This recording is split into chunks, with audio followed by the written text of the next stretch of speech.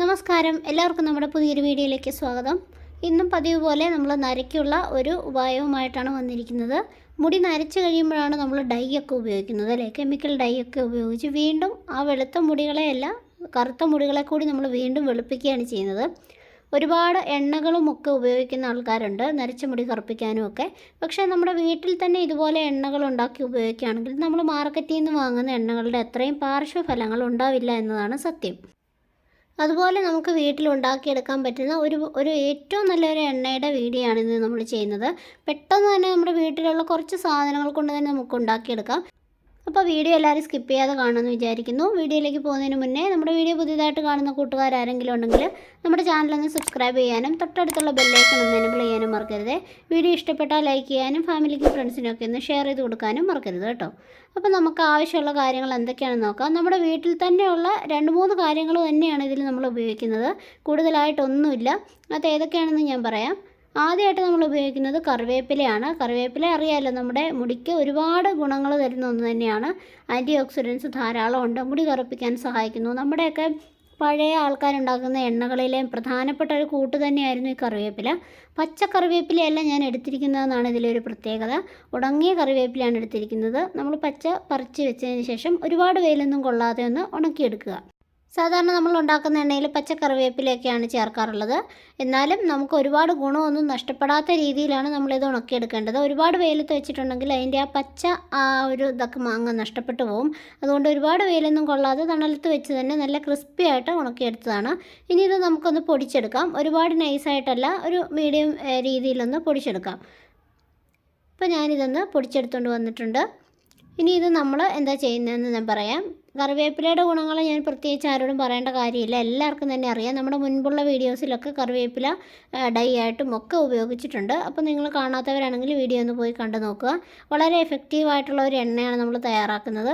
അതിനായിട്ട് അടികട്ടിയുള്ളൊരു പാത്രം എടുക്കുക. ഞാനിപ്പോൾ നമ്മുടെ പഴയ ഇരുമ്പ് ചീനിച്ചട്ടി തന്നെയാണ് എടുത്തിരിക്കുന്നത്.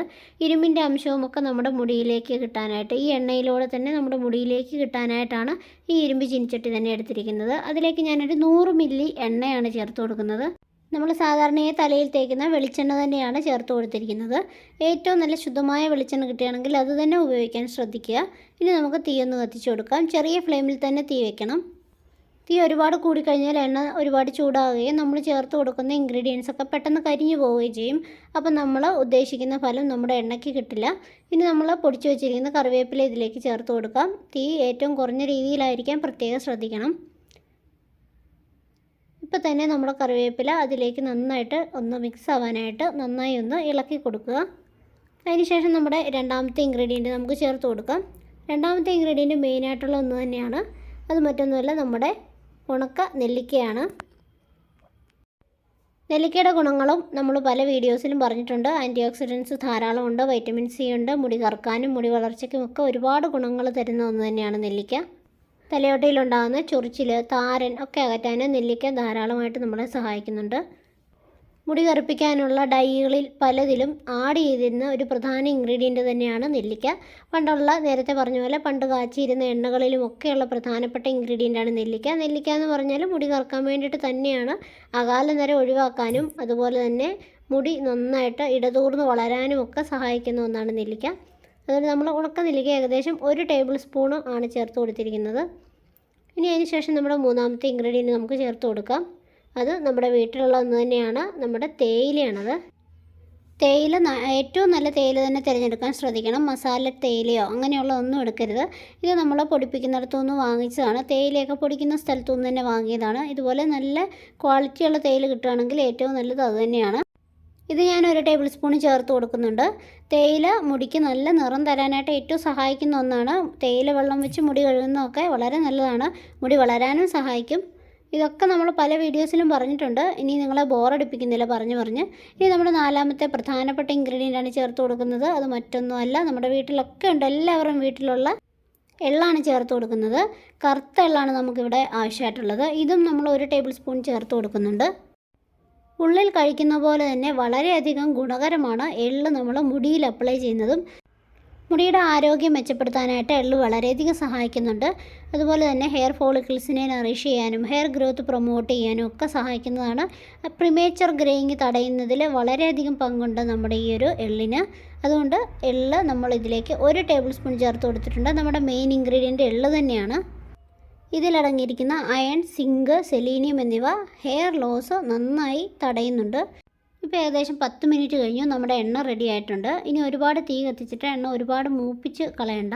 ഇപ്പോൾ നമ്മുടെ എണ്ണയുടെ കളറൊക്കെ കണ്ടോ, ആ കറിവേപ്പിലയുടെ പച്ച കളറും ആ ഇരുമ്പിൻ്റെ ആ ഒരു കളറും ഒക്കെ കൂടെ ചേർന്ന് ഒരു ഡാർക്ക് ഗ്രീൻ കളറാണ്. ഇനി നമ്മളിതിലേക്ക് ഒരു ചെറിയ കർപ്പൂരം, പച്ച കർപ്പൂരം പൊടിച്ച് ചേർക്കുകയാണ് ചെയ്യുന്നത്. തണുപ്പിൻ്റെ പ്രശ്നങ്ങളുള്ളവർക്ക്, അതായത് ജലദോഷം പോലെയുള്ള പ്രശ്നങ്ങൾ വരുന്നവർക്ക്, എണ്ണ സ്ഥിരമായിട്ട് തേക്കുമ്പം ജലദോഷം, നീർക്കെട്ടൊക്കെ വരുന്നവർക്ക് ഇതുപോലെ പച്ച കർപ്പൂരം പൊടിച്ച് ചേർക്കുകയോ കുരുമുളക് ചേർക്കുകയോ ചെയ്താൽ മതി. ഇനി നമ്മളിത് നന്നായി മിക്സ് ചെയ്തതിന് ശേഷം നമ്മുടെ തീ ഓഫ് ചെയ്യാം. തീ ഓഫ് ചെയ്തിട്ട് ഇത് തണുക്കാനായിട്ടൊന്ന് വെയിറ്റ് ചെയ്യാം. ഈ എണ്ണ കുളിക്കുന്നതിന് അരമണിക്കൂർ മുന്നേ തലയോട്ടിയിൽ നന്നായി തേച്ച് മസാജ് ചെയ്യണം. ചെറിയൊരു മസാജ് കൊടുത്താൽ മതി. അതിനുശേഷം നമുക്ക് കുളിക്കാവുന്നതാണ്. കുളിക്കുന്ന സമയത്ത് ചെറിയ രീതിയിൽ ഷാമ്പൂ ഉപയോഗിക്കുന്നതുകൊണ്ട് തെറ്റില്ല. അത് നാച്ചുറലായിട്ടുള്ള ഷാമ്പൂ ഉപയോഗിക്കാൻ ശ്രദ്ധിക്കുക. ഇനി വീക്കിലി ഇതൊരു 3 തവണയെങ്കിലും തലയിൽ തേക്കണം. ഡെയിലി തേച്ചാലും കുഴപ്പമൊന്നുമില്ല. അപ്പോൾ നമ്മുടെ എണ്ണ ഏകദേശം ആയിട്ടുണ്ട്. ഞാൻ തീ ഓഫ് ചെയ്തിട്ടുണ്ട്. ഇനി നമുക്കിത് തണുക്കാനായിട്ട് വെയിറ്റ് ചെയ്യാം. തണുത്തതിന് ശേഷം നമുക്ക് ഇത് അരിച്ചെടുത്ത് ഉപയോഗിക്കണമെങ്കിൽ അങ്ങനെ ഉപയോഗിക്കാം. അതല്ലാതെ ഞാൻ ഉപയോഗിക്കുന്നത് ഇത് ഇതേ രീതിയിൽ തന്നെ ഒരു ബോട്ടിലിലേക്കാക്കി സ്റ്റോർ ചെയ്ത് വെക്കുകയാണ്. ഗ്ലാസ് ബോട്ടിലാക്കി വെക്കുകയാണെങ്കിലാണ് ഏറ്റവും നല്ലത്. നമ്മൾ ഇങ്ങനെ തന്നെയല്ല ഉപയോഗിക്കുന്നത്. ഇനി മറ്റൊരു മെത്തേഡ് കൂടിയുണ്ട് ഈ എണ്ണ ഉപയോഗിക്കുന്നതിന്. ഞാനിപ്പോൾ ഒരു ഗ്ലാസ് ബോട്ടിലേക്ക് ഇതാക്കി വെക്കുന്നുണ്ട്. അകാല നരയുള്ളവർക്ക് ഏറ്റവും മികച്ച ഒരു ഓപ്ഷനാണ് ഈ ഒരു എണ്ണ. നമ്മുടെ അകാല നര വന്നവർക്കാണെങ്കിൽ നരച്ച മുടികൾ ശക്തി കുറഞ്ഞ് കൊഴിഞ്ഞു പോവുകയും പുതിയ മുടികൾ നല്ലപോലെ കറുത്ത് വരാനും ഏറ്റവും സഹായിക്കുന്ന ഒരു എണ്ണ തന്നെയാണിത്. അതുകൊണ്ട് നിങ്ങൾ ഇതുപോലെ തന്നെ വീട്ടിലൊന്ന് തയ്യാറാക്കി ഉപയോഗിച്ച് നോക്കുക. തീർച്ചയായിട്ടും നല്ല ഗുണം നിങ്ങൾക്കുണ്ടാവും. ഇതൊന്ന് ഉപയോഗിച്ച് നോക്കിയിട്ട് നിങ്ങൾ ഫീഡ്ബാക്കൊക്കെ അറിയിക്കാൻ മറക്കരുത്. ഇനി ഇത് നമ്മൾ ഒരുപാട് ഉണ്ടാക്കി വെക്കണം എന്നൊന്നുമില്ല. ഇനി നിങ്ങൾക്ക് ആവശ്യമായിട്ടുള്ള ഉലുവ അങ്ങനെയുള്ള ഇൻഗ്രീഡിയൻസ് ഒക്കെ വേണമെങ്കിൽ ഇതിൽ ആഡ് ചെയ്യാം. ഇപ്പോൾ ഞാനിത് ബോട്ടിലേക്ക് ആക്കിയിട്ടുണ്ട്. തണുത്തതിന് ശേഷം മാത്രമേ ബോട്ടിലേക്ക് ആക്കാവുള്ളൂ. അല്ല തണുത്തില്ല ചൂടോടെയാണെങ്കിൽ നമ്മുടെ ഈ എണ്ണ അടച്ചു വെക്കുന്ന സമയത്ത് നീരാവി ഈ ചൂട് തട്ടിയിട്ട് വെള്ളം താഴേക്ക് വീണ് എണ്ണ കേടാവാൻ സാധ്യതയുണ്ട്. അതുകൊണ്ട് നല്ല മണമൊക്കെ ഉണ്ട് നമ്മുടെ എണ്ണയ്ക്ക്. അതുകൊണ്ട് എണ്ണ ഒരിക്കലും ചൂടോടുകൂടി അടച്ചു വെക്കരുത്. ഇത് നന്നായിട്ട് തണുത്തതിന് ശേഷം ഞാനിത് അടച്ചു വയ്ക്കുന്നുണ്ട്. അടച്ചു വെച്ചതിന് ശേഷം ഓരോ പ്രാവശ്യം നമ്മൾ തലയിൽ തേക്കുന്ന സമയത്തും ഇതുപോലെ വെയിൽ കൊള്ളിച്ച് ചെറിയ രീതിയിലൊന്ന് ചൂടാക്കുക. ചൂടാക്കിയതിന് ശേഷം ആ ചൂടോടുകൂടി ഉപയോഗിച്ചാൽ മതി. അപ്പോൾ ഇത്രയേ ഉള്ളൂ ഇന്നത്തെ നമ്മുടെ ഈ വീഡിയോ.